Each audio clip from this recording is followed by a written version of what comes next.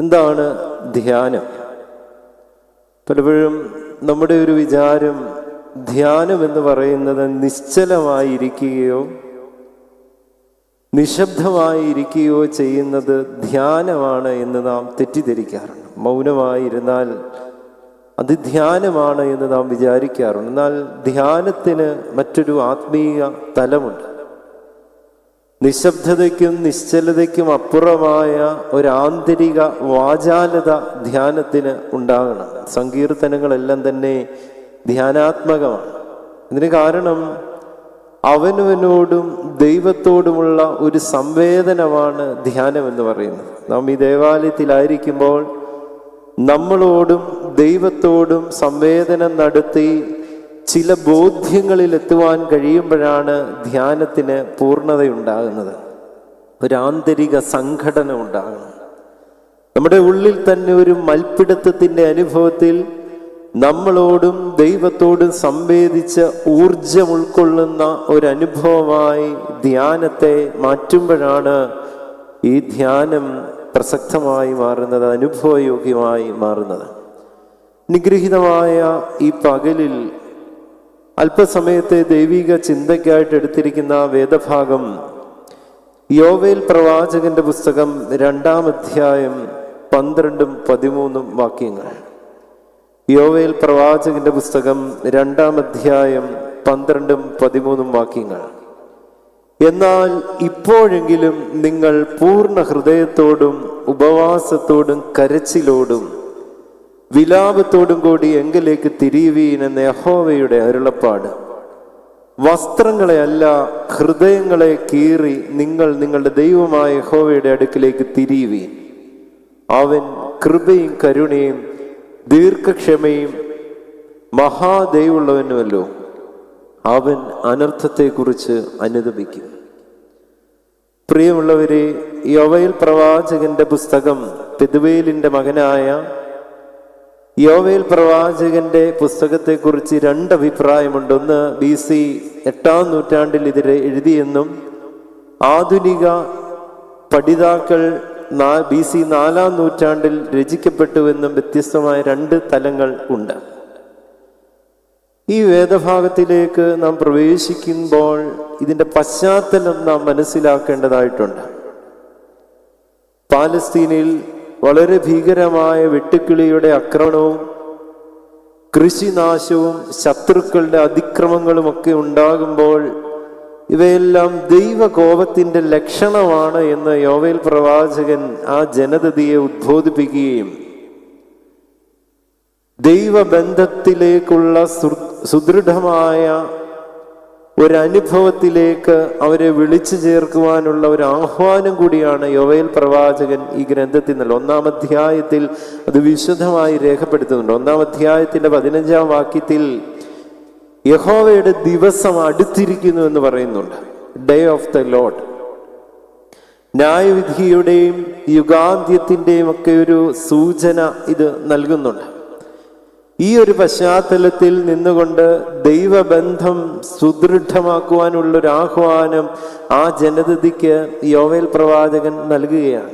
അതുകൊണ്ടാണ് ഈ വേദഭാഗം ആരംഭിക്കുന്നത് തന്നെ ഇങ്ങനെയാണ്: എന്നാൽ ഇപ്പോഴെങ്കിലും. ഇംഗ്ലീഷ് പരിഭാഷയിൽ ഇവൻ നൗ എന്നാണ്. ഇവൻ നൗ, ഇപ്പോഴെങ്കിലും നിങ്ങൾ പൂർണ്ണ ഹൃദയത്തോടും ഉപവാസത്തോടും കരച്ചിലോടും വിലാപത്തോടും കൂടി തിരിയുവീൻ. വസ്ത്രങ്ങളെ അല്ല, ഹൃദയങ്ങളെ കീറി ദൈവത്തിങ്കിലേക്ക് തിരിയുവീൻ. കാലചക്രവാളങ്ങൾക്കിപ്പുറത്തും വളരെ പ്രസക്തമായ ഒരു ഓർമ്മപ്പെടുത്തലാണിത്. അനുതപിക്കുന്ന ഒരു മനുഷ്യന്റെ വിശാലമായ സാധ്യതകളെ വരച്ചു കാണിക്കുന്ന ഒരു വേദഭാഗമാണ്. അവൻ മഹാദയവുള്ളവനും കൃപയുള്ളവനും കരുണയുള്ളവനും അനർത്ഥത്തെക്കുറിച്ച് അനുതപിക്കുന്നവനുമാകും. അടുത്തിടയിൽ ഒരു കഥ വായിച്ചു. കഥ ഇങ്ങനെയാണ്: ഒരു യുവാവ് ദേവാലയത്തിൽ പോകേണ്ടുന്നതായ ഒരു പുലരിയിൽ ഒരു വിനോദയാത്രയ്ക്കായിട്ട് ഇങ്ങനെ പോകുവാൻ ഒരുങ്ങുകയാണ്. ഇങ്ങനെ വിനോദയാത്രയ്ക്ക് പോകുവാനായിട്ട് ഈ യുവാവ് കുതിരപ്പുറത്ത് കയറി സുഹൃത്തുക്കളോടൊപ്പം ഇങ്ങനെ സഞ്ചരിക്കുകയാണ്. ഇങ്ങനെ സഞ്ചരിച്ച് യുവാവ് കുറച്ച് ദൂരം അങ്ങോട്ട് നീങ്ങുമ്പോൾ വല്ലാതെ അസ്വസ്ഥനാവുകയാണ്. യുവാവ് അസ്വസ്ഥനാകുന്നത് കണ്ട് സുഹൃത്തുക്കളൊക്കെ ഈ യുവാവിനെ ശ്രദ്ധിക്കുവാൻ തുടങ്ങി. എന്നാൽ കുറച്ചുകൂടി മുമ്പോട്ട് പോയപ്പോൾ ഈ യുവാവ് പെട്ടെന്ന് യാത്ര അവിടെ നിർത്തി തിരികെ യാത്ര ചെയ്യുകയാണ്. എന്നാൽ 3-4 ദിവസം കഴിഞ്ഞിട്ട് വീണ്ടും ഈ ചങ്ങാതിമാരെ കണ്ടുമുട്ടിയപ്പോഴാണ് ഈ യുവാവ് പറഞ്ഞത്, അന്നത്തെ അസ്വാഭാവികമായ പെരുമാറ്റത്തിന്റെ കാരണം പറഞ്ഞത് ഇതാണ്: വിനോദയാത്രയ്ക്കായിട്ട് ഇവർ യാത്ര ആരംഭിക്കുമ്പോൾ ദേവാലയത്തിൽ പള്ളി മണി മുഴങ്ങുന്ന ശബ്ദം കേട്ടിരുന്നു. എന്നാൽ ഈ യാത്ര അല്പം മുന്നോട്ട് പോകും തോറും ഈ മണിയുടെ ശബ്ദം നേർത്തുകൊണ്ടിരിക്കുകയാണ്. ഇനിയും മുൻപോട്ട് പോയാൽ തിരികെ വിളിക്കുവാൻ തക്കവണ്ണം അന്തരീക്ഷത്തിൽ ഇനിയൊരു ശബ്ദം ഉണ്ടാകുകയില്ല എന്ന തോന്നലിൽ തിരികെ വന്ന ഒരു മനുഷ്യൻ. അങ്ങനെ ചങ്ങാതിമാരോട് ഈ തിരികെ വരുവാനുള്ള കാരണമൊക്കെ പറഞ്ഞ് ഈ കഥ ഇവിടെ അവസാനിക്കുകയാണ്. ഈ കഥ നമുക്കും ചില ഓർമ്മപ്പെടുത്തലുകൾ നൽകുന്നുണ്ട്. നശ്വരമായ ഈ ലോകത്തിൽ തിരികെ വരുവാൻ ഇനി ഒരു അവസരമുണ്ടോ? തിരികെ വരുവാൻ ഇനി അന്തരീക്ഷത്തിൽ നിന്ന് ഒരു സ്വരം നമ്മെ ഓർമ്മപ്പെടുത്തുവോ എന്നുള്ള ഒരു കൃത്യമായ ബോധ്യമില്ലാത്ത അനുഭവത്തിൽ നാം ജീവിക്കുന്ന ഈ അനുഭവത്തിൽ, കാരണം മരണത്തെക്കുറിച്ച് നമുക്ക് ആർക്കും ഉറപ്പില്ല, ഇത് ഏത് സമയവും സംഭവിക്കും. തിരികെ വരുവാൻ ഇനി ഒരു അവസരമുണ്ടോ ഇല്ലയോ എന്ന് നിശ്ചയമില്ലാത്ത ഈ ജീവിത യാത്രകളിൽ ഈ ദൈവവചനം ഇന്നും പ്രസക്തമാണ്. നിങ്ങൾ തിരികെ വരുവീൻ. വസ്ത്രങ്ങളെയെല്ലാം ഹൃദയങ്ങളെ കീറി തിരികെ വരുവീൻ. തിരിച്ചുവരവ് പ്രതീക്ഷിക്കുന്ന ദൈവകൃപയെക്കുറിച്ച് ഇവിടെ സുന്ദരമായി വിവരിക്കുന്നുണ്ട്. ആചാര അനുഷ്ഠാനങ്ങൾക്കപ്പുറമായി, വസ്ത്രം കീറുന്ന അനുഭവങ്ങൾക്കപ്പുറമായി, ഹൃദയങ്ങൾ കീറുന്ന ഒരു അനുഭവത്തിലേക്ക് നാം രൂപാന്തരപ്പെടുവാൻ ഇടയാകണം. ആചാരങ്ങളും അനുഷ്ഠാനങ്ങളും ആത്മീയ പ്രബോധനങ്ങളും എല്ലാം ആവശ്യമാണ്. ദേവാലയ ബന്ധം എല്ലാം ആവശ്യമാണ്. എന്നാൽ അതിനെ പൂർണ്ണതപ്പെടുത്തുന്നത്, പൂർണ്ണമാക്കുന്നത് ഹൃദയം കീറുന്ന, ഹൃദയം നുറുങ്ങുന്ന, ഹൃദയത്തിനുണ്ടാകുന്ന രൂപാന്തരമാണ് അതിനെ പൂർണ്ണതയിലേക്ക് നയിക്കുന്നത് എന്നുള്ളൊരു ബോധ്യം നമ്മുടെ ജീവിതത്തിൽ ഉണ്ടാകണം. ദൈവസന്നിധിയിൽ നിന്നും, ദൈവിക നിയോഗങ്ങളിൽ നിന്നും, ദൈവിക നന്മകളിൽ നിന്നും അകന്നുപോയിട്ട് മടങ്ങി വന്ന 3 മനുഷ്യരുടെ ജീവിതത്തെക്കുറിച്ച് ഈ അനുഗ്രഹീത പകലിൽ നിങ്ങളോടൊപ്പം ചിന്തിക്കുവാൻ ദൈവത്തിൽ ശരണപ്പെടുകയാണ്. ഒന്നാമത്, മുന്നറിയിപ്പിനെ പരിഗണിച്ച് തിരികെ വന്ന ദാവീദ് രാജാവിന്റെ ജീവിതം. മുന്നറിയിപ്പിനെ പരിഗണിച്ച് തിരികെ വന്ന ദാവീദ് രാജാവിന്റെ ജീവിതം. ഇസ്രായേലിന്റെ ചരിത്രം പരിശോധിക്കുകയാണെങ്കിൽ നിർണായകമായ പങ്ക് വഹിച്ച ഒരു രാജാവാണ് ദാവീദ് രാജാവ്. അവിടെ 1 ശമൂവേൽ പ്രവാചകന്റെ പുസ്തകങ്ങളിൽ ദാവീദിന്റെ ജീവിതത്തെ വളരെ സുന്ദരമായി വിവരിക്കുന്നുണ്ട്. അവിടെ പല ഘട്ടങ്ങളായിട്ട് ദാവീദിന്റെ ജീവിതത്തെ നമുക്ക് കാണുവാൻ കഴിയുന്നുണ്ട്. ഒന്നാമത്തെ ഒരു ഘട്ടം എന്ന് പറയുന്നത്, ഈശായിയുടെ മക്കളിൽ 8ാമനായി നിൽക്കുന്ന, കേവലം ആട്ടിടയനായ, അധികം പ്രാധാന്യമൊന്നും അർഹിക്കാത്ത ദാവീദ് എന്ന ഇടയ ബാലനെ കാണുന്നുണ്ട്. ശമൂവേൽ പ്രവാചകൻ കൊമ്പിൽ തൈലവുമായിട്ട് രാജാവിനെ അഭിഷേകം ചെയ്യുവാൻ കടന്നു വരുമ്പോൾ കാണിക്കുവാൻ കൊള്ളാവുന്ന ഒരാളായി പോലും കണക്കാക്കാത്ത, സ്വന്തം കുടുംബക്കാർ പോലും കണക്കാക്കാത്ത നിസ്സാരനായ ഒരു മനുഷ്യനായിരുന്നു ദാവീദ്. പിന്നീട് ആട്ടിടയനായ ഈ ദാവീദ് ഇസ്രായേലിന്റെ പ്രബലനായ രാജാവായിട്ട് മാറ്റപ്പെടുകയാണ്. യഹോവ രാജാവായി ദാവീദിനെ അഭിഷേകം ചെയ്യുന്ന സുന്ദരമായ ഒരു ചിത്രം. ഈ ദാവീദിന്റെ ജീവിതത്തിന്റെ ഒന്നാമത്തെ ഒരു ഘട്ടം നമ്മുടെയൊക്കെ ജീവിതത്തിൽ ചില ഓർമ്മപ്പെടുത്തലുകൾ നൽകുന്നുണ്ട്. ദൈവത്തിൽ ബലം കണ്ടെത്തിയ ഒരു മനുഷ്യൻ ഭാഗ്യകരമായ അവസ്ഥകളിലൂടെ കടന്നു പോകുന്നുണ്ട്. തൻ്റെ ജീവിത യാത്രകളിൽ ഭൗതികമായ ബലഹീനതകൾക്കപ്പുറത്ത് നിന്നുകൊണ്ട് ദൈവത്തിൽ ശരണം വെച്ച് ദൈവത്തിൽ ബലം കണ്ടെത്തിയ ഒരു ബാലനായിരുന്നു, ഒരു ഇടയനായിരുന്നു, കേവലം ആട്ടിടയനായിരുന്നു ദാവീദ്. വീണ്ടും ശൗലും ദാവീദും തമ്മിലുള്ള സങ്കീർണതകളുടെയും ആത്മസംഘർഷങ്ങളുടെയും നടുവിൽ ദൈവിക മൂല്യങ്ങൾ ഉയർത്തിപ്പിടിക്കുന്ന ആത്മീയ പക്വതയുള്ള ഒരു ദാവീദിന്റെ ചിത്രം അവിടെ കാണുന്നുണ്ട്. നമ്മുടെയൊക്കെ ജീവിതത്തിലും സങ്കീർണതകളും സംഘർഷങ്ങളും പ്രതികൂലങ്ങളും പ്രതിബന്ധങ്ങളും ഉണ്ടാകുമ്പോൾ സംയമനത്തോടുകൂടി ദൈവത്തിൽ ആശ്രയിച്ച് ആത്മീയ പക്വതയോടുകൂടി നിൽക്കുവാൻ ദാവീദിന്റെ ജീവിതം നമ്മെ ഓർമ്മപ്പെടുത്തുന്നുണ്ട്. ആർത്തിരമ്പുന്ന ഫെലിസ്ത്യ സൈന്യവും മല്ലനായ ഗോലിയാത്തിന്റെ മുമ്പാകെ കേവലം കവിണയും കല്ലുമായി നിന്ന ഈ ആട്ടിടയന്റെ ജീവിതം ഓർമ്മപ്പെടുത്തുന്നത് ആ ഫെലിസ്ത്യ സൈന്യത്തിന്റെ മല്ലനായ ഗോലിയാത്തിന്റെ വലിപ്പത്തിലല്ല, തന്നെ വിളിച്ചു നിയോഗിച്ച തൻ്റെ ദൈവത്തിലുള്ള വിശ്വാസമാണ് ആ മനുഷ്യനെ അത്രമേൽ വഴി നടത്തിയത് എന്ന് ഓർമ്മപ്പെടുത്തുന്നു. നമ്മുടെ ജീവിത യാത്രകളിലും പ്രതികൂലതകളുടെ സാഹചര്യത്തിൽ ആർത്തിരമ്പുന്ന ഫെലിസ്ത്യ സൈന്യങ്ങളുടെ പാളയങ്ങൾ നമ്മുടെ ചുറ്റുമുണ്ടായേക്കാം. ഒരിക്കലും മറികടക്കുവാൻ കഴിയാൻ പറ്റാത്തത്രമേൽ പ്രതിസന്ധികൾ മല്ലനായ ഗോലിയാത്തിനെ പോലെ നമ്മുടെ മുമ്പാകെ നിന്നിരിക്കാം. പക്ഷേ ആ വലിയ പ്രയാസങ്ങളുടെയും പ്രതിസന്ധികളുടെ അപ്പുറം വലിപ്പമുള്ള വിളിച്ചവരിൽ വിശ്വസ്തനായ ഒരു ദൈവ സാന്നിധ്യത്തെ ഉള്ളിൽ ഉറപ്പിക്കുവാൻ കഴിയുന്ന ഇടങ്ങളിലാണ് ദാവീദിന്റെ ജീവിതത്തിന്റെ ചില ഓർമ്മപ്പെടുത്തലുകൾ നമ്മുടെ ജീവിതത്തെയും സ്വാധീനിക്കേണ്ടത്. അവിടെയൊക്കെയാണ് നമ്മുടെയൊക്കെ ജീവിതത്തിൽ നിസാരതയിൽ നിന്നും ദൈവത്തിൽ ആശ്രയിച്ചും കൊണ്ട് ബലം ആർജിച്ചെടുക്കുവാനും ആത്മീയ അനുഭവങ്ങളിൽ നിന്ന് വളരുവാനുമുള്ള ദാവീദിന്റെ ജീവിതത്തിന്റെ ഒന്നാമത്തെ ഘട്ടം അവിടെ രേഖപ്പെടുത്തുന്നുണ്ട്. എന്നാൽ ദാവീദ് രാജാവിന്റെ ജീവിതത്തിന്റെ രണ്ടാമത്തെ ഘട്ടം ഇവിടെ വീണ്ടും ശമൂവേൽ പ്രവാചകന്റെ പുസ്തകത്തിൽ രേഖപ്പെടുത്തുന്നുണ്ട്. അവിടെ എവിടെയൊക്കെയോ അധികാരത്തിന്റെ ഘനം കൊണ്ട്, അധികാരത്തിന്റെ ധാർഷ്ട്യം കൊണ്ട് ദൈവനിയോഗത്തിൽ നിന്നും നന്നേ അകന്നുപോയി ദൈവികമല്ലാത്ത പ്രവണതകളിൽ പാപക്കുഴിയിൽ വീണുപോകുന്ന ഒരു ദാവീദിന്റെ ചിത്രം അവിടെ കാണുന്നുണ്ട്. 2 ശമൂവേൽ പ്രവാചകന്റെ പുസ്തകം 11-ാം അധ്യായത്തിന്റെ ആദ്യ 3 വാക്യങ്ങളിൽ രേഖപ്പെടുത്തുന്നുണ്ട്. തൻ്റെ പടയാളികൾ അമ്മോന്യരോട് യുദ്ധം ചെയ്യുവാനായിട്ട് യുദ്ധക്കളത്തിലായിരിക്കുമ്പോൾ കൊട്ടാരത്തിൽ വിശ്രമിക്കുന്ന ഒരു രാജാവായി ദാവീദ് പരിണമിക്കുകയാണ്.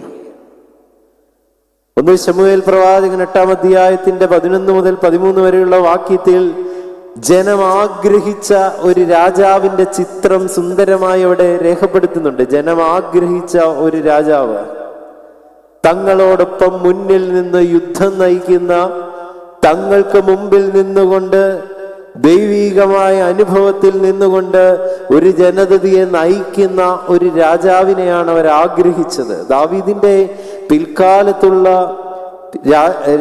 ദാവീദ് രാജാവിന്റെ ജീവിതത്തിൽ ആദ്യകാലങ്ങളിൽ അങ്ങനെ ഒരു ജീവിതമായിരുന്നു ദാവീദിൻ്റെത്.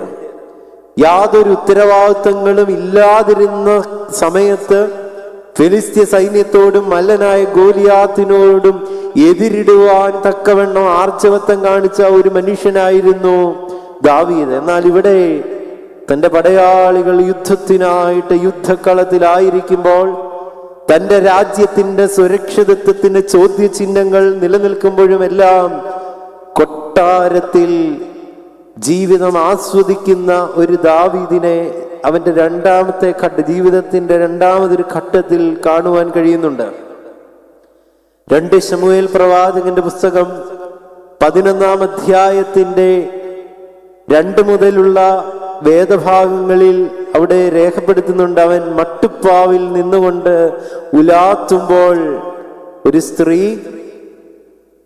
അവിടെ കുളിക്കുന്നത് കണ്ടു. മട്ടുപ്പാവിൽ നിന്നും ദൂരേക്ക് നോക്കുമ്പോൾ അവിടെ നിന്നുകൊണ്ട് സുന്ദരിയായ ഒരു സ്ത്രീ കുളിക്കുന്നത് കാണുകയാണ്. അവിടെ ദാവീദ് രാജാവിന്റെ ജീവിത യാത്രകളിൽ നിന്നും ഒരു മാറ്റമുണ്ടാകുകയാണ്. എവിടെയൊക്കെയോ നോക്കുവാൻ പാടില്ലാത്ത ഇടങ്ങളിലേക്കുള്ള നോട്ടം, താൻ ആയിരിക്കേണ്ടുന്ന ഇടങ്ങളിൽ നിന്നും എവിടെയൊക്കെയോ ജീവിതം വല്ലാതെ വ്യതിചലിച്ചുകൊണ്ട് ജീവിത നിയോഗം പാടെ മറന്ന് ദൈവികമായ അനുഭവങ്ങളെയൊക്കെ മറക്കുന്ന ഒരു ദാവീദ്. സുന്ദരിയായ ഒരു സ്ത്രീയെ കണ്ടുവിടനെ തൻ്റെ ആളുകളെ വിട്ട് അന്വേഷിക്കുകയാണ് അത് ആരാണ് എന്ന്. ആളുകളെ അയച്ച് അത് അന്വേഷിച്ചപ്പോൾ അവർ വന്നിട്ട് പറഞ്ഞു, അത് ഊരിയാവിന്റെ യോദ്ധാവായ ഊരിയാവിന്റെ ഭാര്യയായ ബത്ശേബയാണ് എന്ന് പറഞ്ഞു. വീണ്ടും ആളെ അയക്കുകയാണ്. സുന്ദരിയായ ബത്ശേബയെ കൊട്ടാരത്തിലേക്ക് വിളിച്ചു വരുത്തുകയും അവളോടൊപ്പം വിഹിതമല്ലാത്ത രീതിയിൽ തൻ്റെ ജീവിതം തുടരുകയും ചെയ്യുകയാണ്. ഇവിടെ ദാവീദ് സ്വാർത്ഥനായി മാറുകയാണ്. കളത്തിൽ തൻ്റെ പടയാളികളായിരിക്കുമ്പോഴും തൻ്റെ ജീവിതത്തിൻ്റെ സുഖസൗകര്യങ്ങൾക്കും ആസ്വാദനത്തിനും വേണ്ടി, സ്വാർത്ഥതയ്ക്ക് വേണ്ടി ജീവിതത്തെ മാറ്റപ്പെടുത്തുന്ന ദൈവിക നിയോഗങ്ങളിൽ നിന്നും അകന്നു പോകുന്ന ദാവീദ്. നമ്മുടെയൊക്കെ ജീവിതത്തിലും ഇങ്ങനെയുള്ള അപജയങ്ങൾ സംഭവിക്കാറുണ്ട്.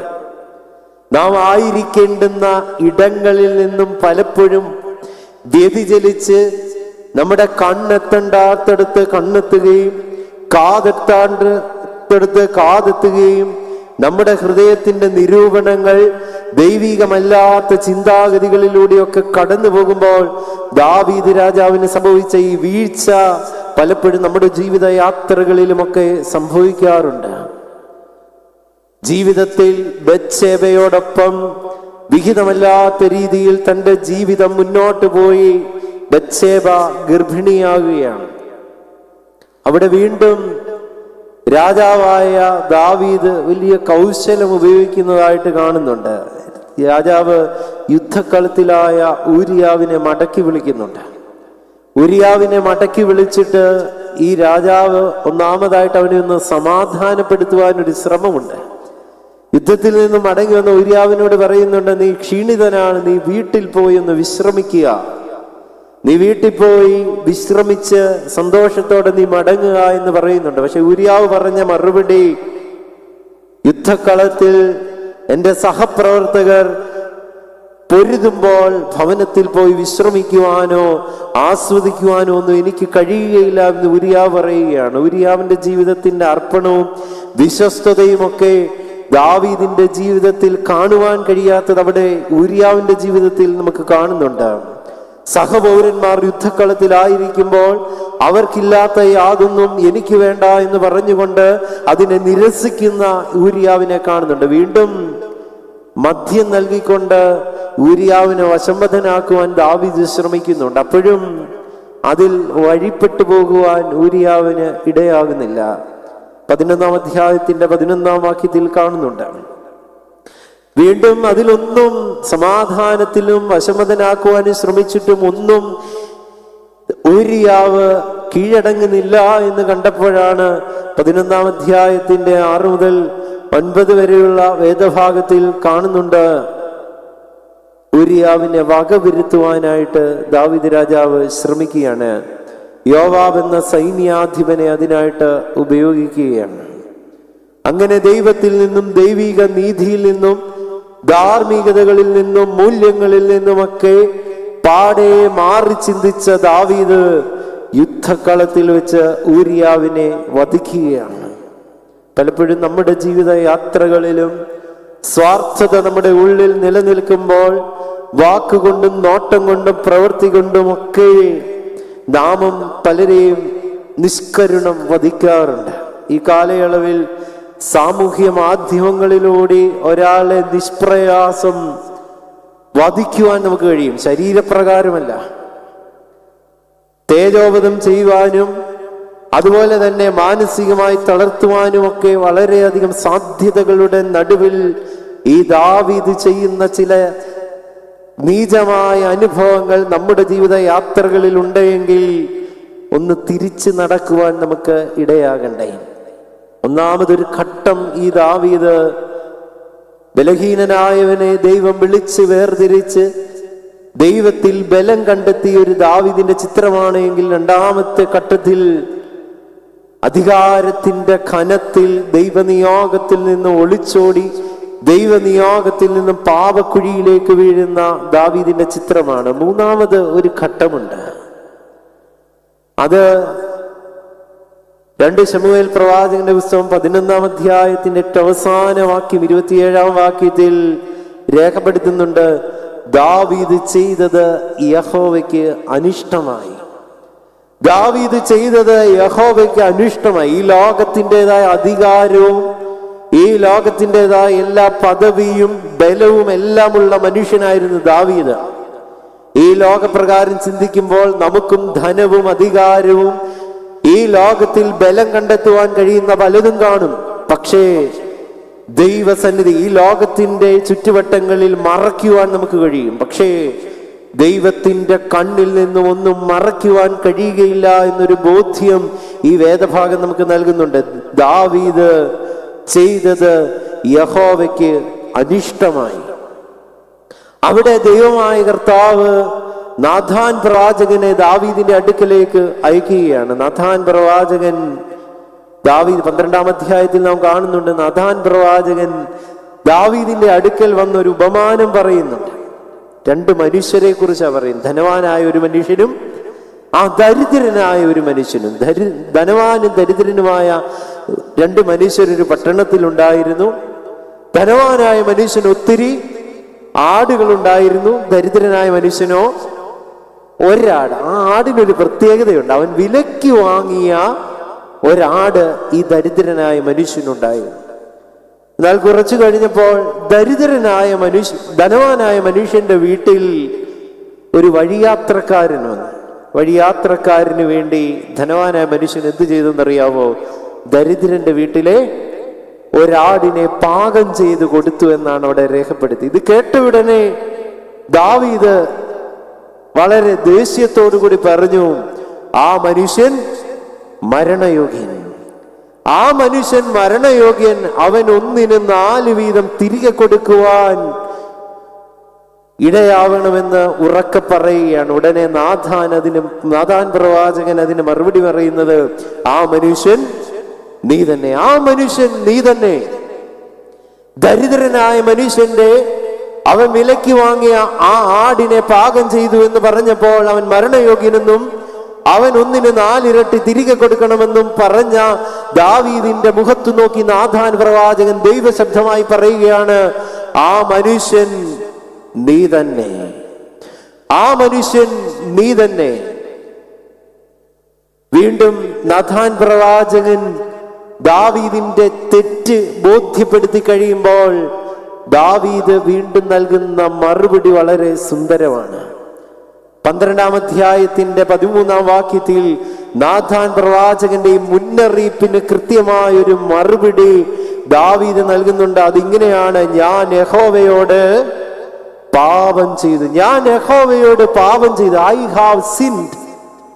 ഞാൻ പാപം ചെയ്തു എന്ന ബോധ്യം അവന്റെ ഉള്ളിൽ ഉണ്ടാകുകയാണ്. ഇവിടെയാണ് മുന്നറിയിപ്പിനെ പരിഗണിച്ച് തിരികെ നടക്കുന്ന ഒരു ദാവീദിന്റെ ചിത്രം നമുക്ക് കാണുവാൻ കഴിയുന്നത്.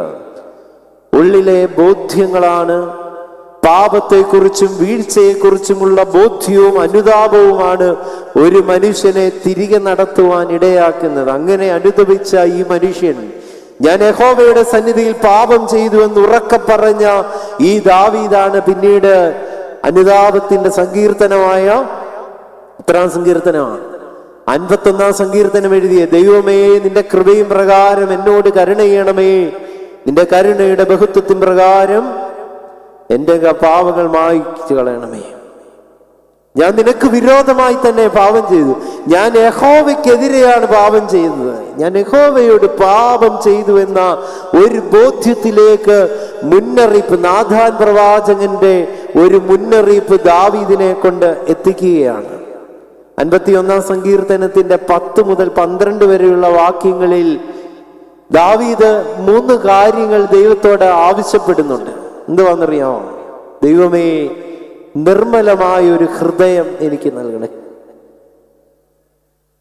നിർമ്മലമായ ഒരു ഹൃദയം നൽകണം. ഒരു ക്ലീൻ ഹാർട്ട്, നൈർമല്യമുള്ള ഹൃദയം. നൈർമല്യമുള്ള ഒരു ഹൃദയം ലഭിക്കണമെങ്കിൽ യോവേൽ പ്രവാചകൻ ഓർമ്മപ്പെടുത്തിയതുപോലെ നിങ്ങളുടെ വസ്ത്രങ്ങളെയല്ല, പിന്നെ നിങ്ങളുടെ ഹൃദയങ്ങളെയാണ് കീറേണ്ടത്. ഹൃദയം കീറുന്ന അനുഭവത്തിൽ പാപങ്ങളെ കുറിച്ചുള്ള ബോധ്യമുണ്ടാകുന്ന ഇടത്തിലാണ് ഒരു മനുഷ്യന് ഒരു കോൺഫിഡൻസോടുകൂടി ദൈവത്തോട് ചോദിക്കാൻ പറ്റുന്നത്, ദൈവമേ, നിർമ്മലമായൊരു ഹൃദയം എനിക്ക് നൽകണമേ. വീണ്ടും പറയുന്നുണ്ട്, സ്ഥിരതയുള്ള ഒരു ആത്മാവിനെ എന്നിൽ പുതുതാക്കണം. സ്ഥിരതയുള്ള ആത്മ, സ്റ്റെഡ്ഫാസ്റ്റ് സ്പിരിറ്റ്, സ്ഥിരതയുള്ള ഒരു ആത്മാവിനെ എൻ്റെ ഉള്ളിൽ പുതുതാക്കണം. വീണ്ടും പറയുന്നുണ്ട്, നിന്റെ രക്ഷയുടെ സന്തോഷം എനിക്ക് നൽകണമേ. രക്ഷയുടെ സന്തോഷം, ജോയ് ഓഫ് സാൽവേഷൻ.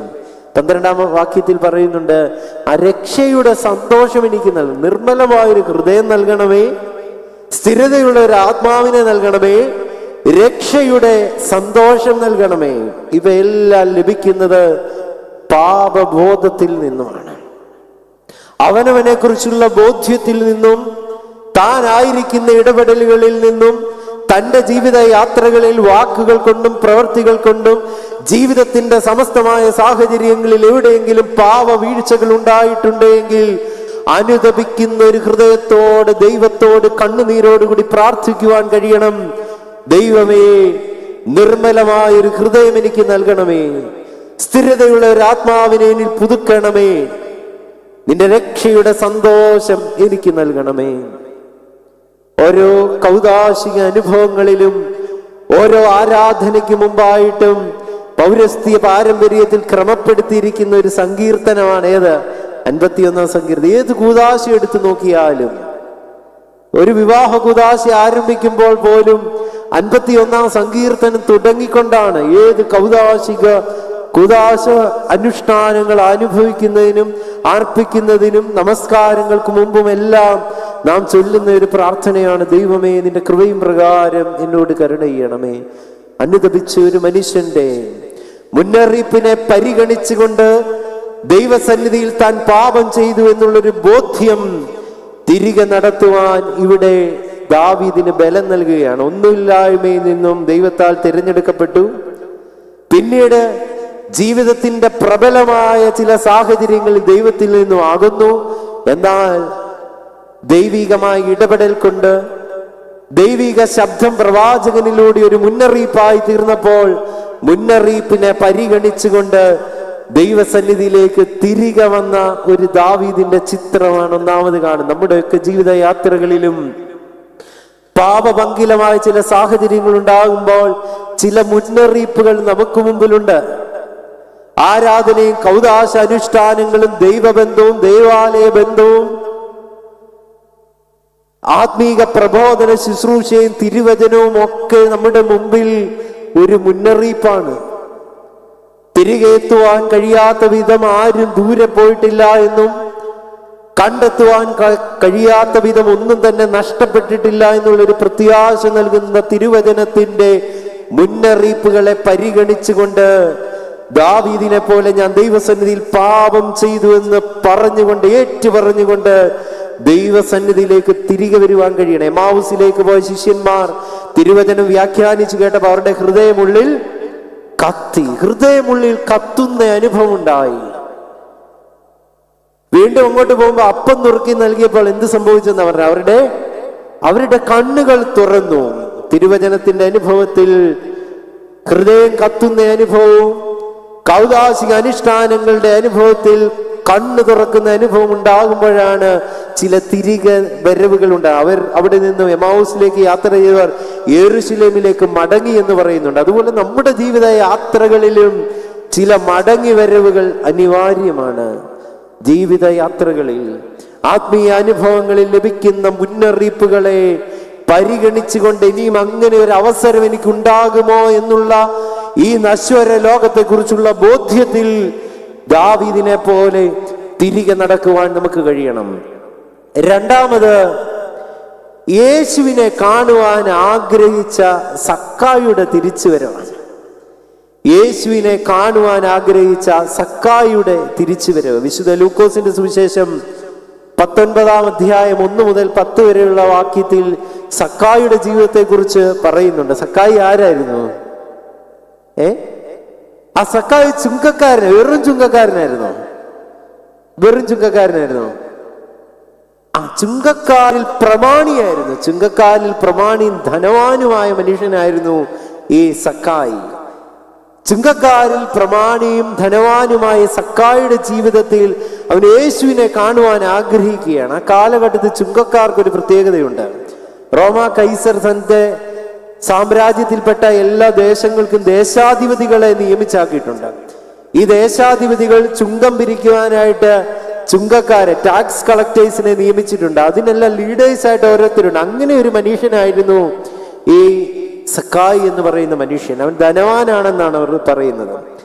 ഈ ചുങ്കക്കാരെ ഒന്നും യഹൂദന്മാർക്ക് അത്ര ഇഷ്ടമല്ലായിരുന്നു. അവരാൽ വെറുക്കപ്പെട്ടവരാണ്. അതിനൊരു കാരണമുണ്ട്. ദേശാധിപതിയാൽ ചുങ്കം പിരിക്കുവാൻ നിയോഗിക്കപ്പെട്ടവർ പിരിക്കേണ്ടതിലും അധികമായി പിരിച്ച് തങ്ങൾ സമ്പന്നരാകുകയും ജീവിതത്തിൽ വളരെ സന്തോഷം അനുഭവിക്കുകയും ധനാഢ്യരാകുകയും ചെയ്യുന്ന ഒരു വിഭാഗമായിരുന്നു. അതുകൊണ്ട് തന്നെ യഹൂദന്മാർ ധനവാന്മാരാണ് എങ്കിൽ പോലും ഈ ചുങ്കക്കാരെയും പാപികളെ ഒന്നും അത്രയധികം സ്നേഹിക്കുകയോ അവരെ വളരെയധികം അകറ്റി നിർത്തുകയും ചെയ്യുന്ന ഒരു ജീവിതം അനുഭവമായിരുന്നു ഈ സക്കായിയുടെയും ചുങ്കക്കാരുടെയും പാപികളുടെയും ഒക്കെ. അങ്ങനെയുള്ള ഒരു സാഹചര്യത്തിൽ ഒറ്റപ്പെട്ടും തള്ളപ്പെട്ടും അകന്നു നിൽക്കുകയും ചെയ്യുന്ന ഒരു സാഹചര്യത്തിൽ സക്കായിയുടെ ഉള്ളിൽ എന്തെല്ലാം സംഘർഷങ്ങൾ ഉണ്ട് എന്ന് നമുക്കറിഞ്ഞുകൂടാ. ഒരുപക്ഷെ ആ സംഘർഷങ്ങളുടെയും സങ്കീർണതകളുടെ നടുവിൽ നിന്നുകൊണ്ടായിരിക്കാം ഈ സക്കായി യേശുവിനെ കാണുവാൻ ആഗ്രഹിക്കുകയാണ്. യേശുവിനെ അവൻ ഇതിനു മുമ്പ് കണ്ടിട്ടില്ല. പക്ഷേ അനേക രോഗികളെ സൗഖ്യമാക്കി യേശുവിനെ കുറിച്ച് അവൻ കേട്ടിട്ടുണ്ടാകാം. അതുമല്ല എങ്കിൽ ചുങ്കസ്ഥലത്തിരുന്ന മത്തായി എന്ന് പറയുന്ന ഒരു മനുഷ്യനെ വിളിച്ച് തൻ്റെ ശിഷ്യനാക്കിയതിനെ കുറിച്ച് കേട്ടിട്ടുണ്ടാകാം. ഇങ്ങനെയുള്ള കേട്ടറിവിനാലാകാം സക്കായി യേശുവിനെ കാണുവാൻ ആഗ്രഹിച്ചു. യേശുവിനെ കാണുവാൻ ആഗ്രഹിച്ചു. പക്ഷേ സക്കായിക്ക് 19-ാം അധ്യായത്തിന്റെ 3-ാം വാക്യത്തിൽ പറയുന്നുണ്ട്, ആഗ്രഹിച്ചുവെങ്കിലും അവിടെ ചില പരിമിതികൾ സക്കായിക്കുണ്ട്. എന്തൊക്കെയാ പരിമിതികള്? ഒന്ന്, സക്കായി പൊക്കം കുറഞ്ഞ ഒരു മനുഷ്യനായിരുന്നു. രണ്ടാമത്തെ പരിമിതി എന്ന് പറഞ്ഞു കഴിഞ്ഞാൽ എന്തുവാ? ആ പുരുഷാരത്തിന്റെ ബാഹുല്യ നിമിത്തം അവന് യേശുവിനെ കാണുവാൻ കഴിയാതെ പോവുകയാണ്. പക്ഷേ നമ്മുടെയൊക്കെ ആത്മീക ജീവിതത്തിലും യേശുവിനെ കാണുവാൻ ആഗ്രഹിക്കുന്നുണ്ട് എങ്കിലും ചില പരിമിതികൾ നമുക്കുള്ളിലുമുണ്ട്. ചില പൊക്കക്കുറവിന്റെ അനുഭവങ്ങളുണ്ട്. ദൈവത്തെ കാണുവാൻ കഴിയാത്ത ആത്മീയ പൊക്കക്കുറവിന്റെ ചില അനുഭവങ്ങൾ നമ്മുടെ ജീവിതത്തിൽ ഉണ്ടാവും.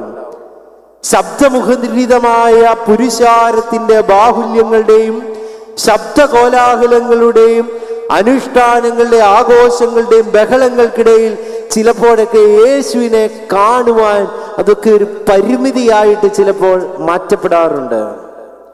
ഇവിടെ സക്കായി തോറ്റുകൊടുത്തില്ല. 4-ാം വാക്യത്തിൽ കാണുന്നത്, സക്കായി നേരെ ഓടി ഒരു കാട്ടത്തിയുടെ മുകളിൽ കയറി ആത്മീയതയുടെ ഒരു ഉന്നത ഭാവത്തിലേക്ക്, ഉന്നത തലത്തിലേക്ക് ഉയർന്ന് യേശുവിനെ കാണുവാനായിട്ട് ശ്രമിക്കുകയാണ്. ഭൂമിയുടെ ആകർഷണങ്ങളിൽ നിന്നും മാറി ആത്മീയ ഉന്നതിയിലേക്കുള്ളൊരു യാത്രയുണ്ട് എങ്കിൽ മാത്രമേ യേശുവിനെ യഥാവിധം കാണുവാൻ നമുക്ക് കഴിയത്തുള്ളൂ. കാട്ടത്തിയിൽ കയറി യേശു അറിയാതെ എങ്ങനെയും യേശുവിനെ കാണാനാണ് ആരാഗ്രഹിച്ചത്?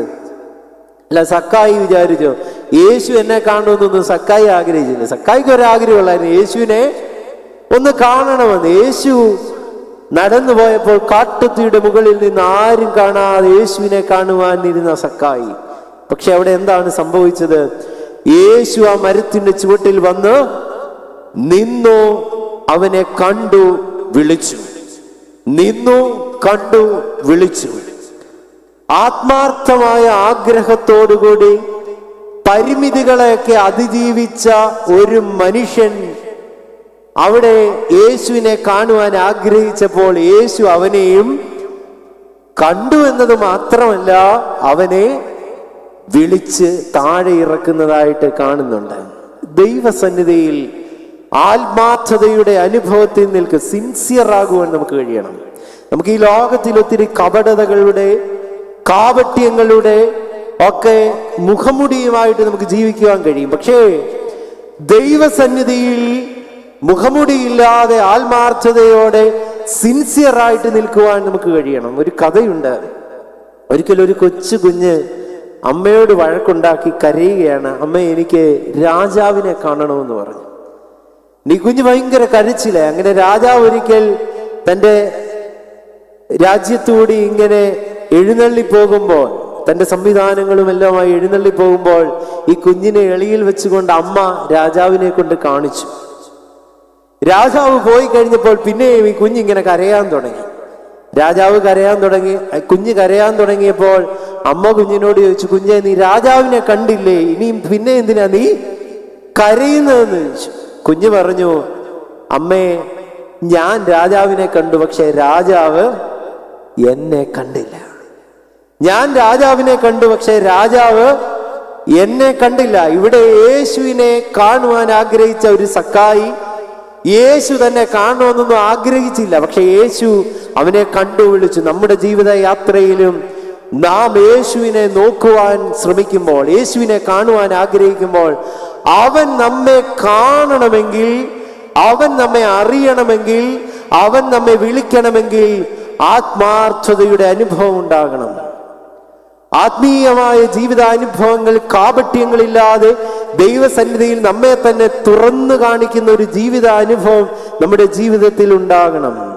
ഇവിടെ 19-ാം അധ്യായത്തിന്റെ 8-ാം വാക്യത്തിൽ സക്കായി പറയുന്നുണ്ട്, ഞാൻ അന്യായമായി എന്തെങ്കിലും വാങ്ങിച്ചിട്ടുണ്ടെങ്കിൽ ഒന്നിന് 4 മടങ്ങ് തിരികെ നൽകാമെന്ന്.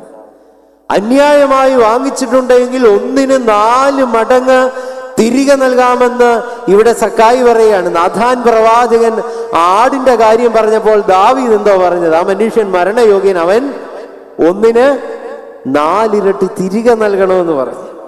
ഇവിടെ സക്കായി പറയുകയാണ്, ഞാൻ 4 ഇരട്ടി തിരികെ നൽകാമെന്ന് പറയുകയാണ്. അവിടെ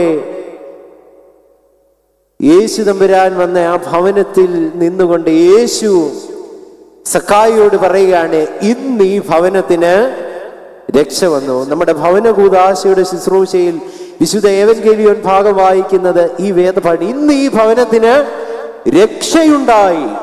തൻ്റെ ജീവിത യാത്രകളിലെ കുറവുകളെ തിരിച്ചറിയുക എന്നത് മാത്രമല്ല, അതിൽ ചില തിരുത്തലുകൾ വരുത്തുവാൻ ശ്രമിക്കുമ്പോൾ യേശു പറയുകയാണ്, ഈ ഭവനത്തിന് ഇന്ന് രക്ഷയുണ്ട്. പെശീത്ത വേദഭാഗത്ത്, സുറിയാനി വേദഭാഗത്തിൽ ഈ രക്ഷ എന്നതിന് ഉപയോഗിച്ചിരിക്കുന്ന വാക്ക് ഹായ എന്ന വാക്കാണ്. ഹായ എന്ന വാക്കിന്റെ അർത്ഥം ജീവൻ എന്നതാണ്. ഇന്ന് ഈ ഭവനത്തിന് ജീവന്റെയും രക്ഷയുടെയും അനുഭവം, നമ്മുടെ ജീവിതത്തിലെ ചില തിരുത്തലുകൾ, തിരിച്ചറിവുകൾ, തിരിച്ചുവരവുകൾ രക്ഷയിലേക്കും ജീവനിലേക്കും നമ്മെ നയിക്കുമെന്നുള്ള ഉത്തമമായ ഒരു ബോധ്യം നമ്മുടെ ജീവിതത്തിൽ ഉണ്ടാകണം. ക്രിസ്തീയ ജീവിതം അർത്ഥപൂർണമാകണമെങ്കിൽ യേശുവിനെ കാണുവാനുള്ള ആത്മാർത്ഥമായ ഒരു അനുഭവം നമ്മുടെ ജീവിതത്തിൽ ഉണ്ടാകണം. ക്രിസ്തീയ ജീവിതത്തിൽ യേശുവിനെ കാണുവാനുള്ള ആത്മാർത്ഥമായ ഒരു ബോധ്യവും ആഗ്രഹവും നമ്മുടെ ജീവിതത്തിൽ ഉണ്ടാകണം. എബ്രായ ലേഖനം 3-ാം അധ്യായത്തിന്റെ 1-ാം വാക്യത്തിൽ ഇങ്ങനെ രേഖപ്പെടുത്തുന്നുണ്ട്, യേശുവിനെ ശ്രദ്ധിച്ച് നോക്കുവിൻ. യേശുവിനെ ശ്രദ്ധിച്ച് നോക്കുവിൻ. NIV വേർഷനിൽ, ഇംഗ്ലീഷ് പരിഭാഷയിൽ അല്പം കൂടി സുന്ദരമായ ഒരു വിവർത്തനമുണ്ട്. Fix your thoughts on Jesus Christ. നിങ്ങളുടെ ചിന്തകളെ ക്രിസ്തുവിൽ ഉറപ്പിക്കുക. നമ്മുടെ ജീവിതത്തിന്റെ സമസ്ത സാഹചര്യങ്ങളിൽ നിന്നുകൊണ്ട് യേശുവിനെ കാണുവാൻ, അറിയുവാൻ, നമ്മുടെ ചിന്തകളെ ദൈവസന്നിധിയിൽ സമർപ്പിക്കുവാനൊക്കെ നമ്മുടെ ജീവിതത്തിന് കഴിയണം. മരുഭൂമിയിലെ പിതാക്കന്മാരാൽ രചിക്കപ്പെട്ട ഫിലോക്കാലിയ എന്ന ഗ്രന്ഥത്തിൽ കർപ്പത്തോസിലെ യോഹന്നാൻ എന്ന പിതാവ് ഒരു ലേഖനം എഴുതിയിട്ടുണ്ട്. ആ ലേഖനത്തിൽ ഇങ്ങനെ ഒരു വാചകമുണ്ട്, നിങ്ങളുടെ പാപത്തെക്കുറിച്ച് ഓർക്കുമ്പോൾ നെഞ്ചത്തടിക്കുവാൻ അമാന്തിക്കരുത്. നിങ്ങളുടെ പാപത്തെക്കുറിച്ച് ഓർക്കുമ്പോൾ നെഞ്ചത്തടിക്കുവാൻ അമാന്തിക്കരുത്. എന്തെന്നാൽ നെഞ്ചത്തടിക്കുന്നതിലൂടെ നിങ്ങളുടെ കഠിന ഹൃദയത്തെ കുഴിച്ച് അതിനുള്ളിലെ ചുങ്കക്കാരന്റെ സ്വർണ്ണ ഖനി കണ്ടെത്തുവാൻ നിങ്ങൾക്ക് കഴിയണം. നെഞ്ചത്തടിക്കുന്നതിലൂടെ കഠിനമായ നിങ്ങളുടെ ഹൃദയത്തെ ആഴമായി കുഴിച്ചുകൊണ്ട് ചുങ്കക്കാരൻ കണ്ടെത്തിയ സ്വർണ്ണ ഖനി കണ്ടെത്തുവാൻ നിങ്ങൾക്ക് കഴിയണം. ഈ സ്വർണ്ണ ഖനി നിങ്ങൾക്ക് സന്തോഷം നൽകും. ചുങ്കക്കാരൻ കുഴിച്ച ലഭിച്ച സ്വർണ്ണ ഖനിയെ കുറിച്ച് വിശുദ്ധ ലൂക്കോസിന്റെ സുവിശേഷം 18-ാം അധ്യായത്തിന്റെ 13-ാം വാക്യത്തിൽ രേഖപ്പെടുത്തുന്നുണ്ട്. ചുങ്കക്കാരനും പരീശനും ദേവാലയത്തിൽ പ്രാർത്ഥിക്കുവാൻ ചെന്നു. ചുങ്കക്കാരൻ ദൈവസന്നിധിയിലേക്ക് നോക്കുവാൻ പോലും കഴിയാത്ത വിധത്തിൽ എന്ത് ചെയ്തെന്ന് അവിടെ പറഞ്ഞിരിക്കുന്നത്, അവൻ മാറത്തടിച്ചു, അവൻ നെഞ്ചത്തടിച്ചു, അവൻ മാറത്തടിച്ച് കഠിനമായ ഹൃദയത്തെ കൊഴിച്ച് സ്വർണ്ണ ഖനി കണ്ടെത്തുകയാണ്. അവൻ നീതീകരിക്കപ്പെടുകയാണ്. ദൈവസന്നിധിയിൽ നീതീകരിക്കപ്പെടുന്ന, വിശുദ്ധീകരിക്കപ്പെടുന്ന സ്വർണ്ണ ഖനി കണ്ടെത്തുവാൻ തക്കവണ്ണം ദൈവസന്നിധിയിൽ അനുദപിച്ചുകൊണ്ട് ദൈവത്തെ കാണുവാൻ ആഗ്രഹിക്കുന്ന സക്കായിയുടെ ഒരു തലം നമ്മുടെ ജീവിതത്തിൽ ഉണ്ടാകണം. യേശുവിനെ കാണുവാൻ ആഗ്രഹിച്ച സക്കായിയുടെ തിരിച്ചറിവും തിരിച്ചുവരവും ആത്മീയ ജീവിതത്തിൽ ചില കാട്ടുതീ മരങ്ങളിലേക്ക് ഓടിക്കയറുവാൻ നമ്മളെ പ്രേരിപ്പിക്കേണ്ടതായിട്ടുണ്ട്. ഒന്നാമത്, ദാവീദ് രാജാവ് മുന്നറിയിപ്പിനെ പരിഗണിച്ചുകൊണ്ട് തിരികെ വന്നു.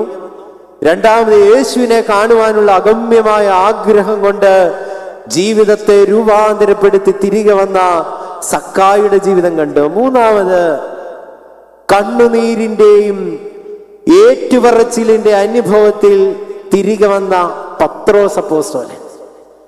കണ്ണുനീരിന്റെയും ഏറ്റുപറച്ചിലിന്റെ അനുഭവത്തിൽ തിരികെ വന്ന പത്രോസ് അപ്പോസ്തലൻ. വിശുദ്ധ ലൂക്കോസിന്റെ സുവിശേഷം 22-ാം അധ്യായത്തിന്റെ 54 മുതൽ 62 വരെയുള്ള വേദഭാഗത്തിൽ പത്രോസ് അപ്പോസ്തലനെ കുറിച്ച് രേഖപ്പെടുത്തുന്നത് യേശു തമ്പുരാനെ തള്ളി പറഞ്ഞ ആ സംഭവമാണ്. അവർ തീ കായുമ്പോൾ അവൻ അവരോടൊപ്പം പോയി നിൽക്കുകയാണ്. സുരക്ഷിതമായ തീ കായുന്ന അനുഭവത്തിൽ അവിടെ പോയി ഇരിക്കുമ്പോൾ ഒരു ബാല്യക്കാരത്തി വന്നിട്ട് ചോദിക്കുന്നുണ്ട്, നീ അവന്റെ കൂടെയുള്ളതല്ലേ? അവൻ പറഞ്ഞു, അല്ല. വീണ്ടും മറ്റൊരുവൻ വന്ന് ചോദിക്കുന്നുണ്ട്, അപ്പോഴും പറഞ്ഞു അവനെ അറിയുകയില്ല. അത് കഴിഞ്ഞ് വീണ്ടും ചോദിക്കുകയാണ്. അങ്ങനെ 3 തവണയും നീ അവനെ അറിയുമോ എന്ന് ചോദിച്ചപ്പോൾ പത്രോസ് പറഞ്ഞു, ഞാൻ അവനെ അറിയുന്നില്ല എന്ന് പറഞ്ഞപ്പോൾ പെട്ടെന്ന് കോഴി കൂവിയപ്പോഴാണ് പത്രോസ് ഓർത്തത്, യേശു തമ്പുരാൻ നേരത്തെ പറഞ്ഞിരുന്നു, കോഴി കൂവുന്നതിന് മുമ്പ് നീ 3 പ്രാവശ്യം എന്നെ തള്ളിപ്പറയും എന്ന്. അവൻ വളരെ സങ്കടത്തോടുകൂടി 61-ാം വാക്യത്തിൽ കാണുന്നുണ്ട്, കോഴി കൂവിയപ്പോൾ അവൻ എന്ത് ചെയ്തു? അവൻ പുറത്തിറങ്ങി അതിദുഃഖത്തോടെ കരഞ്ഞു എന്നാണ് 62-ാം വാക്യത്തിൽ, 22-ാം അധ്യായത്തിന്റെ 62-ാം വാക്യത്തിൽ രേഖപ്പെടുത്തിയിരിക്കുന്നത്. അവൻ അതിദുഃഖത്തോടെ കരഞ്ഞു. He wept bitterly. അതിദുഃഖത്തോടെ കരഞ്ഞു. 3 തവണ തള്ളിപ്പറഞ്ഞപ്പോഴും വിശുദ്ധ യോഹന്നാന്റെ സുവിശേഷം 21-ാം അധ്യായത്തിൽ 15 മുതലുള്ള വേദഭാഗത്തിൽ കാണുന്നുണ്ട്, 3 പ്രാവശ്യം തള്ളിപ്പറഞ്ഞ പത്രോസിനെ 3 തവണ യേശു തമ്പുരാൻ വിശ്വാസത്തിൽ സ്ഥിരപ്പെടുത്തുന്നുണ്ട്. നീ എന്നെ സ്നേഹിക്കുന്നുണ്ടോ എന്ന് ചോദിക്കുന്നുണ്ട്. നീ എന്നെ സ്നേഹിക്കും. തള്ളിപ്പറഞ്ഞ അതേ പത്രോസിനോട് കർത്താവ് ചോദിക്കുകയാണ്, നീ എന്നെ സ്നേഹിക്കുന്നുണ്ടോ എന്ന് ചോദിച്ച് ഏറ്റുപറച്ചിലിന്റെ അനുഭവത്തിൽ, കണ്ണുനീരിന്റെ അനുഭവത്തിൽ അവനെ വീണ്ടെടുക്കുന്ന ഒരു അനുഭവമുണ്ട്. കണ്ണുനീരിന്റെ ഏറ്റുപറച്ചിലിന്റെ അനുഭവത്തിൽ തിരിച്ചു വരുന്ന പത്രോസിന്റെ സുന്ദരമായ ഒരു ചിത്രമുണ്ട്. തള്ളിപ്പറഞ്ഞിട്ട് പത്രോസ് ഓടി ഒളിച്ചില്ല, അവൻ കരഞ്ഞു. അവിടെ കണ്ണുനീര് അവന്റെ ബലഹീനതയല്ല, പക്ഷേ കണ്ണുനീര് തിരികെ വരുവാനുള്ള ബലമുള്ളവനാക്കി അവനെ മാറ്റുകയാണ്. യഹൂദന്മാരുടെ തൽമൂദിൽ ഇങ്ങനെ ഒരു കഥയുണ്ട്. യഹൂദന്മാരുടെ തൽമൂദിലെ കഥ ഇങ്ങനെയാണ്. ദൈവം ആദമിനെ ഹൗവയും സൃഷ്ടിച്ചു. ആദമും ഹൗവയും പറുദീസയിൽ പാപം ചെയ്തു. പാപം ചെയ്ത പറുദീസയിൽ ആദമിനെ ഹൗവയും ദൈവത്തിന് നിർത്തുവാൻ പറ്റാത്തൊരു സാഹചര്യം ഉണ്ടായി. പാപം ചെയ്തപ്പോൾ പറുദീസയിൽ നിന്നും അവരെ മാറ്റി നിർത്തേണ്ടതായിട്ടുണ്ടായി. എന്നാൽ വീണ്ടും നോക്കിയപ്പോൾ ആദമും ഹൗവയും വളരെ അവശരായി ഇങ്ങനെ അലഞ്ഞു നടക്കുന്നത് കണ്ടപ്പോൾ ദൈവത്തിന് കരുണ തോന്നിയിട്ട് പറുദീസയിലേക്ക് മടങ്ങി വരുവാൻ തക്കവണ്ണം ആദമിനും ഹൗവയ്ക്കുമായിട്ട് ഒരു വരം നൽകുന്നുണ്ട്. അത് കണ്ണുനീരിന്റെ വരമാണ്. യഹൂദന്മാരുടെ തൽമൂദിലുള്ള ഒരു കഥയാണ് എങ്കിൽ പോലും ഈ കണ്ണുനീരിന്റെ വരം ആദമിനെ ഹൗവയ്ക്കും പറുദീസയിലേക്ക് മടങ്ങി വരുവാനുള്ള ഒരു അനുഗ്രഹീത അനുഭവമായി മാറുകയാണ്. നമ്മുടെയൊക്കെ ജീവിതത്തിലും കണ്ണുനീരിന്റെ വരം ലഭിച്ച് കണ്ണുനീരിന്റെയും ഏറ്റുപറച്ചിലിന്റെയും ചില ജീവിത അനുഭവത്തിലൂടെ അനുദവിച്ച് ദൈവസന്നിധിയിലേക്കൊന്ന് മടങ്ങുവാൻ നമുക്ക് കഴിയണം. ജോൺ ക്ലിമാക്കസ് രചിച്ച സ്വർഗീയ ഗോവണി എന്ന പുസ്തകത്തിൽ ഇപ്രകാരം രേഖപ്പെടുത്തിയിട്ടുണ്ട്: മുമ്പ് നമ്മിലുണ്ടായ പാപങ്ങൾ വിശുദ്ധ മാമോദീസ കൂദാശയിലൂടെ കഴുകപ്പെടുന്നുണ്ട്.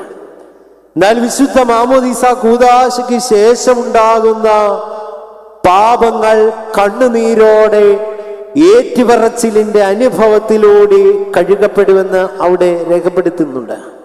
നമ്മുടെയൊക്കെ ജീവിത യാത്രയിലെ കുറവുകളെ കണ്ണുനീരുകൊണ്ട് കഴുകുവാൻ നമുക്ക് കഴിയണം. നമ്മുടെ പൂർവ്വസൂരികളായ മാതാപിതാക്കൾ കണ്ണുനീരോടുകൂടി തലമുറകൾക്ക് വേണ്ടി പ്രാർത്ഥിക്കുകയും തങ്ങളുടെ ജീവിതത്തിലെ കുറവുകളെ കുറിച്ച് അനുദപിച്ച് ദൈവസന്നിധിയിൽ ഏറ്റുപറഞ്ഞ് കർത്താവിന്റെ തിരുശരീര രക്തങ്ങൾ അനുഭവിച്ച അനുഭവത്തിൽ ശ്രേഷ്ഠമായ ആത്മീയ ഉന്നതിയിലേക്കും ഭൗതികമായ സാഹചര്യത്തിലേക്കുമൊക്കെ നമ്മളെ ഇത്രത്തോളമൊക്കെ കൊണ്ടെത്തിക്കുവാനായിട്ട് കഴിഞ്ഞു. ഇവിടെ പത്രോസ് അപ്പോസ്തലൻ ഏറ്റുപറച്ചിലിന്റെയും കണ്ണുനീരിന്റെ അനുഭവത്തിൽ മടങ്ങി വന്നതുപോലെ നമ്മുടെ ജീവിത യാത്രകളിലും മാനസാന്തരത്തിന്റെ ഫലം പുറപ്പെടുവിക്കുന്ന ആ യോഹന്നാൻ സ്നാപകന്റെ ശബ്ദം നമ്മുടെ കാതുകളിൽ ഇങ്ങനെ മുഴങ്ങിക്കേൾക്കണം. ആയിരിക്കുന്ന വഴികളിൽ നിന്നും ആയിരിക്കേണ്ടിയിരിക്കുന്ന വഴികളിലേക്കുള്ള പാത തിരിക്കലാവണം മാനസാന്തരം എന്ന് പറയുന്നത്. നമ്മളൊക്കെ ആയിരിക്കുന്ന ചില വഴികളുണ്ട്, അവിടെ നിന്നും ആയിരിക്കേണ്ടുന്നതായ ചില വഴികളിലേക്കുള്ള ഒരു മാറ്റം നമ്മുടെ ജീവിതത്തിൽ ഉണ്ടാകണം. ദൈവബന്ധവും ഏറ്റുപറച്ചിലും പൊട്ടിക്കരച്ചിലും കണ്ണുനീരിന്റെ അനുഭവമൊക്കെ അങ്ങനെയുള്ള ഒരു പാത തിരിക്കലിലേക്ക് നമ്മെ കൊണ്ടെത്തിക്കുവാനായിട്ട് നമുക്ക് കഴിയണം. കർത്താവിനെ തള്ളിപ്പറഞ്ഞ പത്രോസ് ഏറ്റുപറച്ചിലിന്റെ കണ്ണുനീരിന്റെ അനുഭവത്തിൽ വീണ്ടെടുക്കപ്പെടുകയാണ്. ഇവിടെ യൂദായും കർത്താവിനെ ഒറ്റുകൊടുക്കുന്നുണ്ട്, പത്രോസും തള്ളിപ്പറയുന്നുണ്ട്. രണ്ടുപേരും പാപം ചെയ്തു. പക്ഷേ യൂദാ ഓടി ഒളിച്ചപ്പോൾ പത്രോസ് പുറത്തിറങ്ങി പൊട്ടിക്കരഞ്ഞുവെന്നാണ് അവിടെ രേഖപ്പെടുത്തുന്നത്. ഇങ്ങനെ കരഞ്ഞ് അനുദപിച്ച ഒരു മനുഷ്യനെ വീണ്ടെടുക്കുന്ന ആ ക്രിസ്തു സ്നേഹം നമ്മെയും തിരികെ എത്തുവാൻ വീണ്ടെടുക്കുവാൻ ഉള്ള ഒരു ക്ഷണം നമുക്ക് ലഭിക്കുന്നുണ്ട് എന്നുള്ള ഒരു ബോധ്യം നമ്മുടെ ജീവിത യാത്രകളിൽ ഉണ്ടാകണം. തിരിച്ചുവരവ്, വിശുദ്ധീകരണം നമ്മുടെ ജീവിതത്തിൽ അനിവാര്യമാണ്. ആത്മീയ ജീവിത യാത്രകളിൽ ഭൗതികമായ ഉന്നമനവും ഭൗതികമായ ആചാരാനുഷ്ഠാനങ്ങൾക്കും അപ്പുറം നമ്മുടെ വിശുദ്ധീകരണം ദൈവസന്നിധിയിൽ ശ്രേഷ്ഠകരമാണ്. 1 തെസ്സലോനിക്കർ 4:8 ഇപ്രകാരം ഓർമ്മപ്പെടുത്തുന്നുണ്ട്: ദൈവത്തിന്റെ ഇഷ്ടമോ നിങ്ങളുടെ വിശുദ്ധീകരണമത്രേ. ദൈവത്തിന്റെ ഇഷ്ടമോ നിങ്ങളുടെ വിശുദ്ധീകരണമത്രേ. നാം ഒന്ന് ചിന്തിച്ചു നോക്കിയാൽ മനുഷ്യനെ ദൈവം എത്രയോ കരുതലോടെയാണ് സൃഷ്ടിച്ചത്, എത്രയോ സ്നേഹത്തോടും കരുതലോടും കൂടെയാണ് മനുഷ്യനെ സൃഷ്ടിച്ചത്. 8-ാം സങ്കീർത്തനം 5-ാം രേഖപ്പെടുത്തുന്നുണ്ട്: നീ അവനെ ദൈവത്തെക്കാൾ അല്പം മാത്രം താഴ്ത്തി സൃഷ്ടിച്ചു, തേജസ്സും ബഹുമാനവും അവനെ അണിയിച്ചു. ദൈവത്തെക്കാൾ അല്പം മാത്രം താഴ്ത്തി സൃഷ്ടിച്ച മനുഷ്യരായ നാം തേജസ്സും ബഹുമാനവും അണിഞ്ഞവരാണ്. എന്നാൽ റോമാലേഖനം 3-ാം ഓർമ്മപ്പെടുത്തുന്നുണ്ട്: എല്ലാവരും പാപം ചെയ്ത് അവന്റെ തേജസ് നഷ്ടപ്പെടുത്തി. പാപം ചെയ്ത് തേജസ് നഷ്ടപ്പെടുത്തി. നമ്മൾ സാധാരണക്കാരായ മനുഷ്യരാണ്. മാനുഷികമായ ഒത്തിരി ബലഹീനതകൾ നമ്മുടെ മുമ്പിലുണ്ട്. മാനുഷികമായ ബലഹീനതകളുടെ മുമ്പിൽ നിൽക്കുമ്പോഴും തിരിച്ചു വരുവാനും വന്നുപോയ തെറ്റുകളെയും കുറ്റങ്ങളെയും കുറിച്ചുള്ള ഒരു ഓർമ്മയും അനുതാപവും മാനസാന്തരവും നഷ്ടപ്പെട്ടു പോയ തേജസ്സും ബഹുമാനവും തിരിച്ചു പിടിക്കുവാൻ, തിരിച്ചു ലഭിക്കുവാൻ തക്കവണ്ണം നമ്മെ ശക്തീകരിക്കേണ്ടതായിട്ട് ഉണ്ട്. കാൽവറിയിൽ യാഗമായ ആ ക്രിസ്തുവിന്റെ സ്നേഹത്തിലേക്ക് നാം തിരിച്ചു വരേണ്ടതായിട്ട് ഉണ്ട്. യോവേൽ പ്രവാചകന്റെ 2-ാം അധ്യായത്തിൽ ഓർമ്മപ്പെടുത്തിയതുപോലെ വസ്ത്രങ്ങളെയല്ല ഹൃദയങ്ങളെ കീറി തിരികെ വരുവീൻ. എന്തെന്നാൽ അവൻ കൃപയുള്ളവനും കരുണയുള്ളവനും മഹാദയുള്ളവനുമാകുന്നു. കൃപയും കരുണയും മഹാദയുള്ള ദൈവസന്നിധിയിലേക്ക് മടങ്ങി വരുവാൻ നമുക്ക് കഴിയണം. വിശുദ്ധ ലൂക്കോസിന്റെ സുവിശേഷം 15-ാം അധ്യായത്തിൽ 3 ഉപമകളെ കുറിച്ച് സുന്ദരമായി പ്രതിപാദിക്കുന്നുണ്ട്.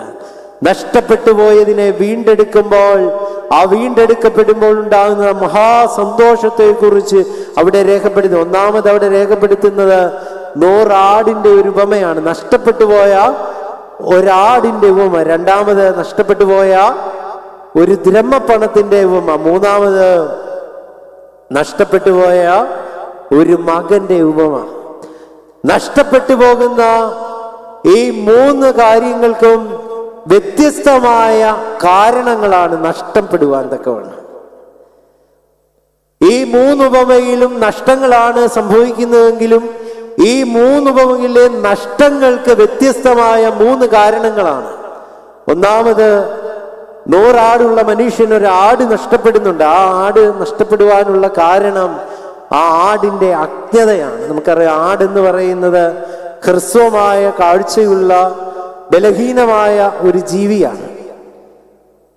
അതിന്റെ ചെറിയ കാഴ്ചകളിൽ ഒതുങ്ങുന്ന ചെറിയ പുൽപ്പുറങ്ങൾ തേടി ഇങ്ങനെ യാത്ര ചെയ്യുന്ന ഈ ആട് തൻ്റെ അജ്ഞത കൊണ്ട് നഷ്ടപ്പെടുത്തിയ ഒരനുഭവമാണ് ആടിന്റെ ജീവിതത്തിൽ ഉണ്ടാകുന്നത്. രണ്ടാമത്, ദ്രഹ്മപ്പണം നഷ്ടപ്പെടുന്നത് അശ്രദ്ധ കൊണ്ടാണ് നഷ്ടപ്പെടുന്നത്. കാരണം ഈ നാണയം നഷ്ടപ്പെട്ടത് എവിടെ വെച്ചാ? വീടിന്റെ ഉള്ളിൽ വെച്ചാ. വീടിനുള്ളിൽ വെച്ച് നഷ്ടപ്പെടണമെങ്കിൽ എന്തുകൊണ്ടായിരിക്കും? അശ്രദ്ധ കൊണ്ടാണ്. നാണയം അശ്രദ്ധ കൊണ്ട് നഷ്ടപ്പെടുക. മൂന്നാമത് നഷ്ടപ്പെട്ടത് എന്തുവാ? ഒരു മകൻ. അവൻ നഷ്ടപ്പെട്ടതാണോ സ്വയം നഷ്ടപ്പെടുത്തിയതാണോ എന്ന് നാം ചിന്തിക്കേണ്ടതായിട്ടിരിക്കുന്നു.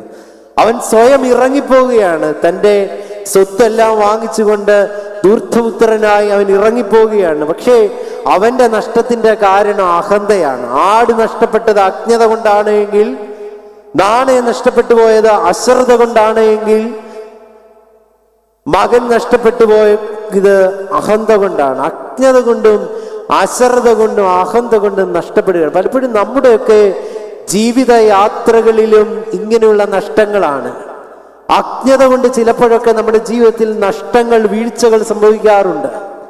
അജ്ഞതയെ ജ്ഞാനം കൊണ്ട് തിരുത്തുവാൻ, വീണ്ടെടുക്കുവാൻ നമുക്ക് കഴിയണം.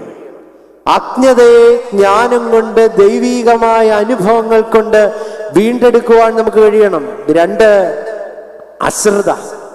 അശ്രദ്ധയെ ധ്യാനം കൊണ്ട് വീണ്ടെടുക്കുവാൻ നമുക്ക് കഴിയണം. ധ്യാനത്തെക്കുറിച്ച് ഞാൻ ആമുഖമായി ഓർമ്മപ്പെടുത്തി.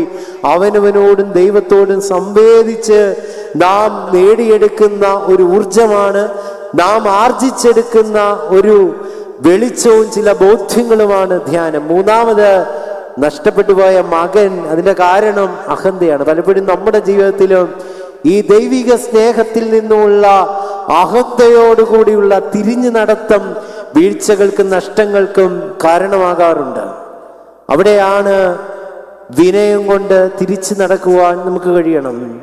നമ്മെ തന്നെ ദൈവസന്നിധി തുറന്നു കാണിച്ച് വിനയത്തിന്റെ അനുഭവത്തിൽ, താഴ്മയുടെ അനുഭവത്തിൽ ദൈവസന്നിധിയിലേക്ക് മടങ്ങുവാൻ നമുക്ക് കഴിയണം. അജ്ഞതയെ ജ്ഞാനം കൊണ്ടും, അശ്രദ്ധയെ ധ്യാനം കൊണ്ടും, അഹന്തയെ വിനയം കൊണ്ടും ഒന്ന് കണ്ടെത്തുവാനും വീണ്ടെടുത്ത് കരുണയും കൃപയും സ്നേഹവുമുള്ള ദൈവസന്നിധിയിലേക്കൊന്ന് മടങ്ങുവാനും നമുക്ക് കഴിയണം.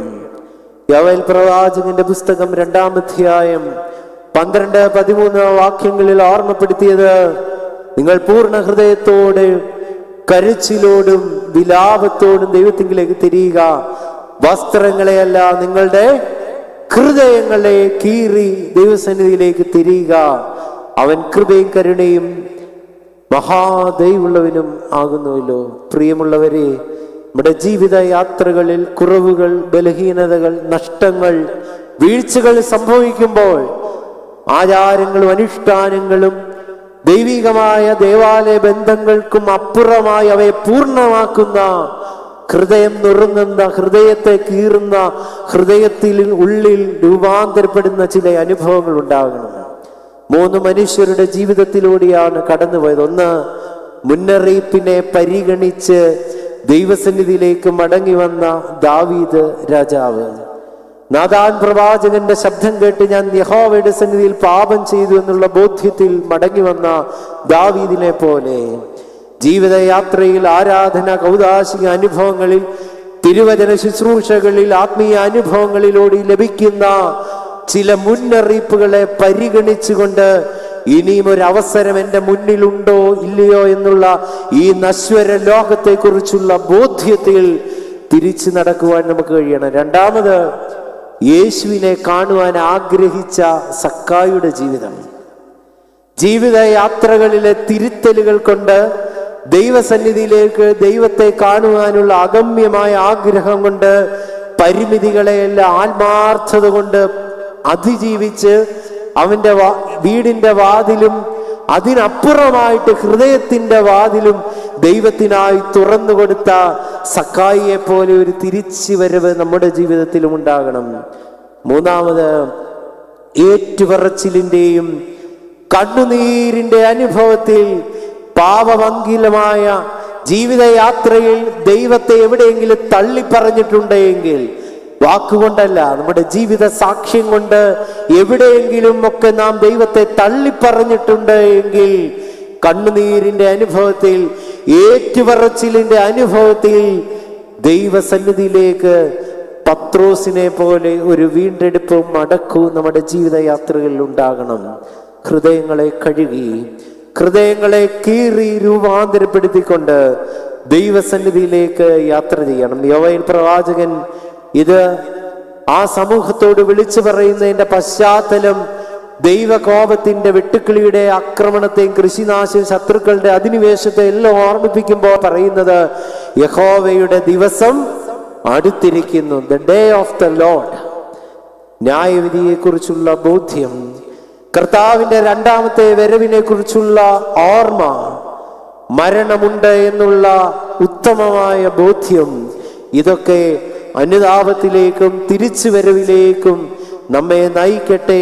അതിന് തക്കവണ്ണം വസ്ത്രങ്ങളെ കീറുന്നതിനും അപ്പുറം, അനുഷ്ഠാനങ്ങൾക്കും ആത്മീയ അനുഭവങ്ങളുടെ ഈ ലോകത്തിന്റെ ഭൗതികമായ തലങ്ങൾക്കപ്പുറം ഹൃദയത്തെ കീറി രൂപാന്തരപ്പെടുത്തി നൈർമല്യമുള്ള ഒരു ഹൃദയം നൽകി.